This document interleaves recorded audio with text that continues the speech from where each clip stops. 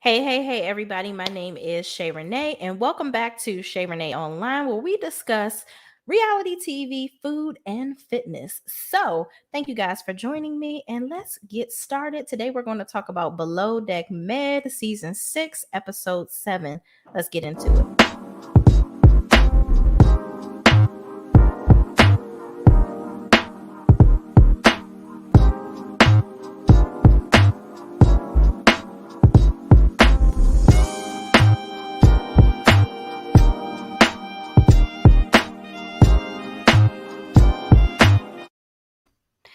All right, everybody. So let's get started like we always do. This is just my raggedy ass opinion.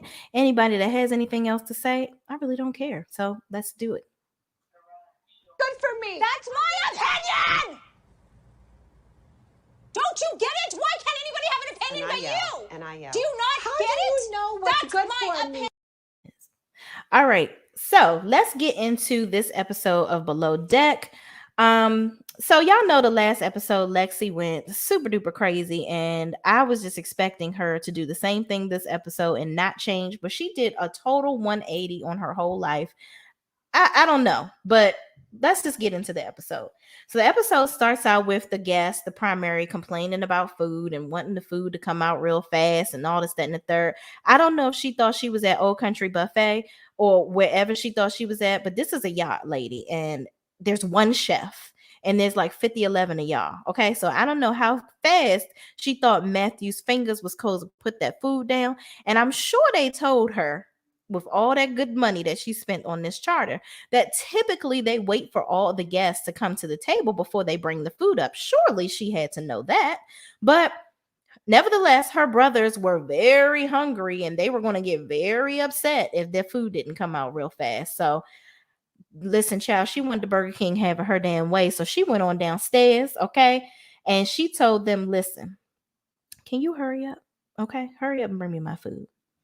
All right. So anyway, Courtney, in the next scene, it shows so she goes, the primary goes on about the food. They get the food out.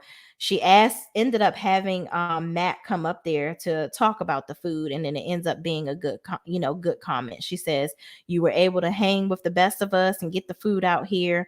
They try to make it seem like it was going to be bad, but it was actually good, and all was well. All right. So then it kind of pans off to Courtney, seemingly upset because she feels like Lexi did all that trifling stuff to everybody, but she seems to be getting rewarded. Like Lexi is up there able to serve the guests, which is what it seems like Courtney really wants to do. And I guess Courtney feels like Lexi should be banished to laundry to do the hard work because she was trifling. And I get it. Courtney seems to be very bubbly, but looking at the both of them, I can see why Katie made the decision that she made to have Lexi on service, because Lexi actually is very good at her job from what I can see. And she's very good with the guests. So Katie is just trying to do what she needs to do to best, complete the job at hand. And Courtney is just, I guess, not understanding. And I kind of understand where she's coming from, because it's like, like the bad kid getting rewarded for bad behavior. And it really sucks, especially when she feels like she's done everything that she's supposed to do. She's been respectful and kind to everybody, and she's working just as hard as Lexi. So she doesn't understand why she's not getting the same rewards. And it seems to be weighing down and breaking her down a little bit. So all the guests, they compliment the chef, but they stay up really late drinking and having a good old time, and they don't end up going to bed until about 3:22 a.m. So Lexi is up with them. She cleans up, gets everything tidy for the morning, then she turns down herself. The next scene, Katie takes the guest orders and the deckhands put out all the toys. They're really like, listen, this primary done already got on our nerves enough. We ain't about to be sitting up here playing around with her. So we're going to throw out all the shots with this one. We're going to roll out the red carpet and we're going to do everything before she asks so we don't have any issues. So the primary talks to Matthew and Katie about these two cakes that she wants to have made. She needs them for her clients later that day for dinner. She wants one that basically highlights their years in business, and she wants their logo on it and all that good stuff. So then she orders a veggie omelet because they've taken everybody's breakfast orders, and she needs to put her order in as well. So the rain picks up and the captain lets them know that they're going to have to dock the boat for the day. So basically they're going to, they're not going to be able to get off the boat and do anything, any type of excursions or anything in the area. So they're really going to have to do a lot of entertaining the guests on the boat. So Courtney is helping Matthew. Matthew says, I heard you have really good handwriting. So he's having her help him with this cake where she's supposed to be writing on the cake or whatever, which, the primary wanted them to like print a picture on a cake. I'm like, lady, I know you paid a lot of money to be on this boat, but they don't got no damn cake printer on the damn boat, lady. I mean, he's a chef and all, but goddamn, he ain't a magician. But then also to the primary's defense, Matthew, you ordered a cake the first time. Why you ain't call that same cake lady and order another cake? I'm just saying, you could have did that, sir. You definitely could have did that. But I think he probably had for him was like, you know what, I'm gonna do a good job, but I'm not gonna do 1,000% good job because I am getting the fuck out of here tomorrow. So I just want y'all to know that I can do my job and I can do, great at it. But that's a little above and beyond, and I'm not doing all that. So anyway, moving right along. Courtney is writing happy birthday and helping with the cake and putting the lettering on the cake and trying to, make these little prints, child, on the printer to make it do what it do with what they got. So the primary asked to take a peek at the cakes before they came out for dinner. So she looks at the cake and she's a little disappointed. Okay. She wanted like a 2 to 3 tier cake and she wanted their picture on it, child. She wanted all this stuff to go on and within hours of dinner. She wanted all this to happen, which I get it. She paid all this money for this charter. She is really hoping that they pull out all the stops for her. But I'm just like, lady, come on. I get it, but you need to be realistic. I mean, you really got a tall order here. But much to her, dismay, it seems, the guests loved the cake. They loved the food, every dish that came out. It seemed like they really just wanted a lot of food. Like I think they had a misconception. This is yacht fine dining. I've never been to a fine dining restaurant where they actually give you a lot of food. Like I see even in movies, like they give you this little tiny bit of food. And I'm like, ain't y'all still hungry? And y'all probably done paid $1,000 for that damn meal at these Michelin restaurants. What makes it so great? I don't get the whole hype, but if you like it, I love it, whatever. So I think they had a modern misconception of what, the food was supposed to look like. But despite all of that, with them wanting more food or whatever the case may be, they seemed to be satisfied and they were happy with it. So moving right along.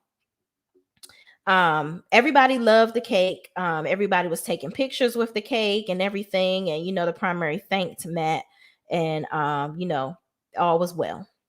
So it's the next day and it's the last day of charter and Courtney is up making fresh squeezed orange juice. The deck hands are sitting around the table joking about David and how he has bad luck with women and, just having a little laugh about that. And the guests are leaving the boat. And once they debark the boat, the captain calls Matt to the galley to talk to him. So Sandy asked Matt to stay on the boat, which I was really shocked about.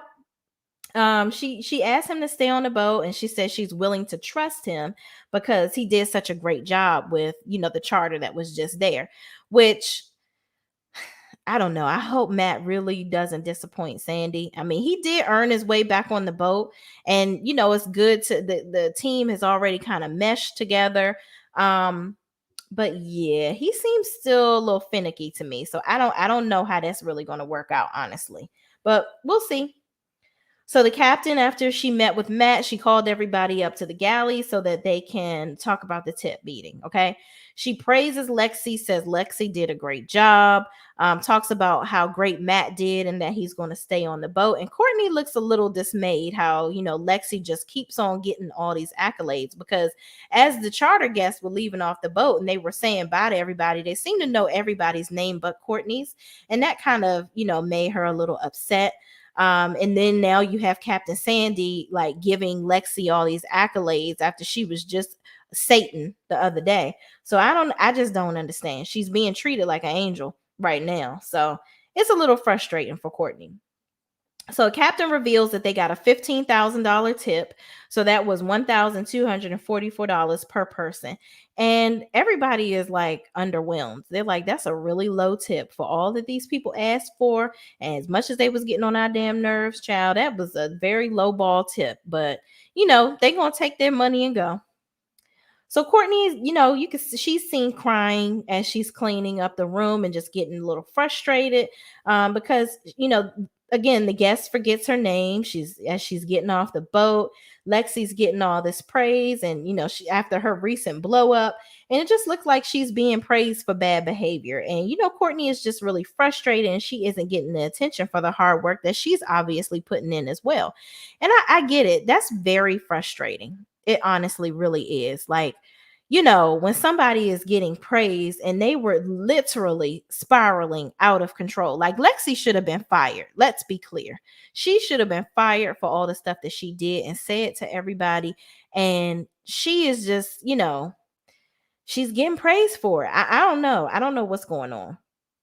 So after the charter's over, they turn the boat around and they're going out for, their crew hangout before the next charter comes on.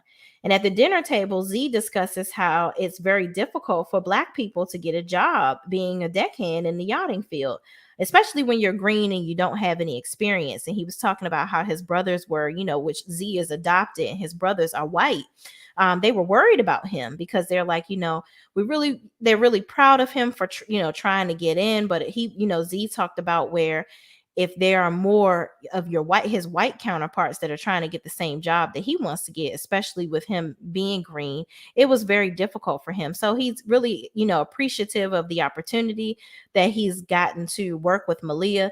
And he really appreciate how she's really taking him under her wing, and she's really teaching him some things that'll help him to maintain and grow in the yachting industry. Okay. So then, I'm sorry, y'all. Let me catch up on my little notes here. Oh, and then Matt talks about, here he go, getting weird again. Okay. Matt talks about spending $150,000 on sex last year. This is when they all in the car going back to the boat. I'm like, Matt, sir, that's something you want to keep to your damn self, because if you got to pay that much for it, why you don't got no game to get it for free, sir? Our relationship's not your thing? Like, I don't know. Whatever. Pay for your fetishes, child, because that's what that sounds like. Some dominatrix, some old nasty get down. Don't record it because I don't really want nobody to know that I done did all this type stuff that you doing. And you paying for it? Y'all must make a lot of money on them yachts. I'm just saying. But anyway, moving right along. So, and Lloyd is in the other car thanking Malia about being a really great boss. Apparently, he has some really bad experiences on some previous boats, and it's just really refreshing to have a good boss that really acknowledges all of the things that he's doing and his contributions to the boat. So he appreciates Malia and, is really kind of giving her flowers while he can, type of thing. So they get back on the boat. Everybody's drinking except, of course, Lexi. She's trying to hold off, and Matt's not trying to get too tossed up either because he's still on thin ice. And so Lexi should be, but it seemed like she getting praised for the little bit of good that she done did in the last, 48 hours. But anyway, Courtney is flirting with Z. Everyone is getting kind of loose on the boat, and everybody's partying on the boat. Courtney's getting real cozy with Z, and David is dancing on Malia, and everybody encourages Lexi to take shots despite her previous rage on everyone when she got drunk last time. So Lexi gets a little bit upset. She seems like she's upset in her confessional because she's like, you guys just told me that I shouldn't be drinking because of what happened. Now it's like you trying to force shots down my throat. Like, do you want Satan to come out, or do you want me to be regular and nice? But here's my thing. It doesn't matter if they're shoving. They're just trying to build camaraderie, and they're just trying to have a good time. And clearly they're inebriated and obviously not making the best decisions. So you, Lexi, have to be responsible for your own behavior and not take the shots. If you know that the shot is going to create you being a bitch, or Satan, as you wanted to label it, then maybe you shouldn't have the Scott go down your gullet. I'm just saying, put the shot down, Lexi. put the shot down. Okay? You don't drink nothing. That's what you do. Okay? So anyway, moving right along. Lexi takes the shot, but she says, I'm gonna chase it with this banana and with this water. Okay? Which, child, you shouldn't have had none of the sort. You will have none. I don't even know why they tried to give her any, because after that shit show of behavior that she displayed last time, child. But anyway, moving on from Lexi, Satan. Matthew leaves, which Matthew, kudos to you. You smart. You is smart. You is kind. And you is amazing for leaving. Okay? You did the right thing. You the real MVP of the night, because Matthew said, listen, Captain Sandy done saved my job one time. I ain't about to prove her wrong and make her regret it. At least not right now. He ain't doing it. So he leaves, he goes and, gets to his bunker, and he like, I ain't about to get drunk. I'm going to wake up and I'm going to be fresh and ready for the next day.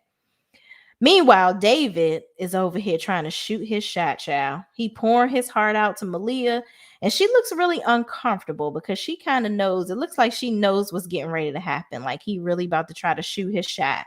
And she's just like, oh, Lord, I'm not ready for this, but whatever. I guess it's coming. So it is what it is. So he finally musters up the courage to tell her how much he really is, really likes her. He loves her personality. She reminds him of his mama. Oh, Lord, David, why the hell you do that? That ain't never a compliment to a woman. Now, you would think it's a compliment because everybody loves their mamas, right? But not when you want to date somebody that you saying look like your acting like your mama. Maybe once y'all get to know each other more and they've actually met your mother after you've been dating for quite some time, then maybe they can appreciate a compliment like that. But not when you first trying to get acquainted with somebody. No, that's a no. Not a good pickup line. So Lloyd and Katie are kind of over in the corner cringing like, oh my God, please no, let it stop. Make it stop. They feeling bad for their boy David, like, oh my God, he is gonna get turned down so bad. But they let it happen. They ain't stop it. So, and meanwhile, Z and Courtney, I don't know what the hell they doing. They canoodling some kind of terrible, and it just looks it looks god awful. But whatever. If you like it, I love it. So then, Malia tells him that she had a really bad, David, after he's finished shooting his shot and making himself look hella cringy, Malia basically shoots him down nicely and says, listen, last season I had a really bad experience. I was in a relationship and, she really thought that relationship was going to go somewhere. And then you see that he's still calling her. So I don't think that all those ties are totally broken at this point. So she's still kind of dealing with old situations. So it's probably not a good idea for her to try to get into something else, let alone with your damn deckhand. So Malia, you did the right decision, because this is about the first time you ain't let your coochie get you in trouble, because the last 2 seasons that little hot box been getting you in trouble. So yeah, just leave it dry this season, girl. Let it stay dry. You be the desert while you on the ocean. I'm just saying, don't do it. So Lloyd, this part is over. She lets go of his advances. Then Lloyd has a breakdown with Katie over in the corner, because on his last charter, the captain was really mean to him. And, on most boats, he's the nicest, greatest person. Like everybody loves him. But on this last boat, it just seems like he just really had a bad experience. And, it just really was bad. And he made a comment and said he's 90% straight. So I think he's struggling with his sexuality, or really like not really struggling with it, but trusting others with the information, because that's something very near and dear and something very sensitive to really let out there, especially if you're not really ready to reveal that. But he revealed it in a great way.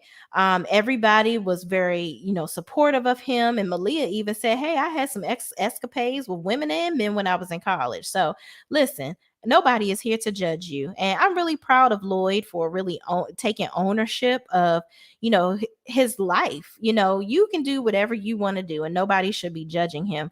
And his work ethic should not be defined by who he loves or who he finds attractive.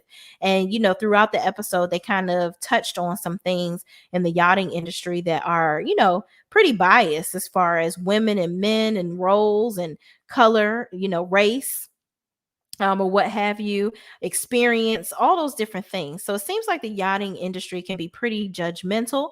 And it's great, that Lloyd has the support of his team. Everyone pretty much rallied around him and told him how much they love him and how much they really appreciate him. And I hope that he can find some joy in that and happiness. And I really liked how everybody seemed to be very supportive of him in that moment. So anyway, moving right along, everybody basically is like they don't care whether he's attracted to men or women. Okay. And that's the end of the episode. All right. Now, it seems like in the next episode, they're kind of alluding to Lexi going back to being a jerk.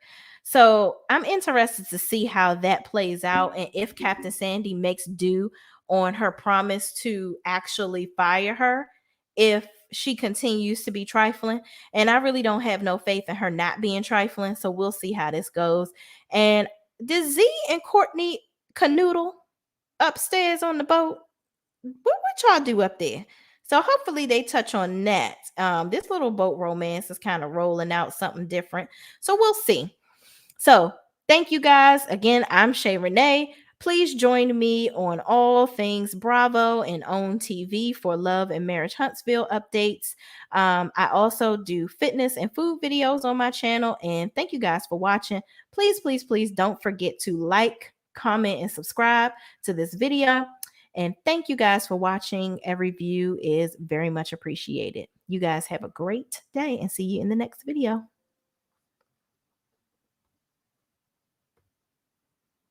What is going on here? I'm trying to close out the video, y'all.